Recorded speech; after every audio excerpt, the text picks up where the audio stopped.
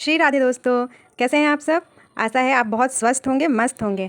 Video को like, share और subscribe कर दीजिएगा आप सब। कोई त्यौहार आ जाए तो मुझे त्यौहार की तैयारी एक दिन पहले से करनी होती है, क्योंकि त्यौहार वाले दिन सुबह सुबह इतना सारा काम नहीं हो पाता है। छोटा बच्चा है घर में और परिवार है तो बहुत दिक्कत होती है सारे काम करने में। नाश्ता बनाओ, खाना बनाओ और भी बहुत सारी तरह की चीज़ें होती हैं, इसलिए मैं एक दिन पहले से तैयारी कर लेती हूँ। आलता लगाना, चूड़ियाँ पहनना। वैसे सावन में सबने ग्रीन चूड़ी तो पहन ही ली होगी। ये देखिए मेरी ग्रीन चूड़ी कैसी लग रही है। मुझे तो खैर बहुत पसंद आई, थोड़ी बड़ी साइज़ की आ गई थी। मैंने चूड़ी पहन लिया, फिर मैंने सोचा कि अब चूड़ी पहन ही लिया है तो ग्रीन कलर का नेल पेंट भी लगा लूँ। और नेल पेंट लगाते लगाते मेरी बेटी आ गई और उसे मेहंदी दिख गई। फिर उसने कहा कि मेहंदी पहले मुझे लगाओ फिर तुम लगाना। तो मैं उसके हाथों पे मेहंदी लगा रही थी। और मेहंदी ऐसा नहीं है कि आप कुछ भी लगा सकते हो, जैसा वो बोलेगी वैसा ही लगाना होता है। और उसको सबसे ज़्यादा प्यार है अपने पापा से, तो वो मेहंदी लगाएगी तो कहती है पहले पापा लिखो। मुझे मेहंदी लगाने बहुत अच्छे से तो नहीं आती है, लेकिन मैं खुद को लगा ही लेती हूँ। मैंने छोटे छोटे से हार्ट बनाए अपने हाथों में और उसको फिर फिल किया और बहुत ही प्यारा लुक आ रहा था। मैंने देखा इसे, बहुत अच्छा लग रहा था। वैसे मेरे देवर को बिल्कुल पसंद नहीं आ रहा था। वो कह रहे थे कि आपका मेहंदी बिल्कुल भी अच्छा नहीं है, गब्बर देखेगा तो आपका हाथ भी नहीं लेगा, बोलेगा अपने पास ही रख लो। ऐसा कह के मुझे चिढ़ा रहे थे, लेकिन मुझे अच्छी लग रही थी। आप बताना कमेंट में कैसी लग रही है आपको मेहंदी। वैसे चूड़ी, मेहंदी, ग्रीन ग्रीन नेल पेंट बहुत अच्छा लगता है ना। फिर मैं आ गई छत पर। अभी मेहंदी पूरी सूखी नहीं थी, लेकिन मुझे बेचैनी रहती है पौधों में पानी डालने के लिए, तो मैं आ गई छत पर। और छत पे आते ही मैंने प्लांट्स का थोड़ा बहुत कटिंग किया और फिर पानी डाला। इंडोर प्लांट्स को मैं छत पर लाती हूँ और बीच में रख के उसको अच्छी तरह से उसकी सारी पत्तियों को साफ़ कर देती हूँ पानी से। पानी डाल देती हूँ और फिर अगले दिन उसे फिर वापस मैं अपने नीचे सीढ़ियों पे रख देती हूँ। उसके तुरंत बाद ही मेरे पति बहुत सारी आइसक्रीम लेकर आ गए। वो मैंने इंजॉय किया। सुबह होते फिर मैं लग गई अपने काम पर।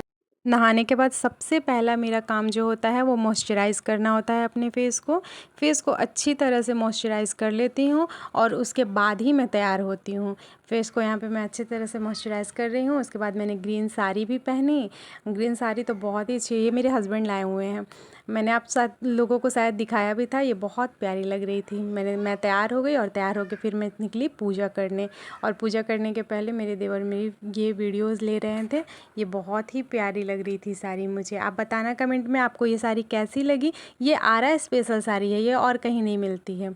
इसके बाद हम आ गए मंदिर।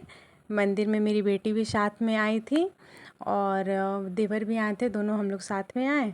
मंदिर में आ गए हम लोग। मंदिर में आते ही मैंने पूजा किया और शिव जी की पूजा की, देवी माँ की पूजा की और साथ ही मेरी बेटी ने भी पूजा किया। मुझे बहुत अच्छा लगता है मेरी बेटी जब पूजा सीखती है। मैं अपनी बेटी को श्लोक भी याद करा देती हूँ। कहते हैं ना कि हर की पूजा करो तो हर ही मिलते हैं। मैं पहले शुरू से ही, बचपन से ही बहुत हर की पूजा करती थी। हर मतलब शिव जी, महादेव।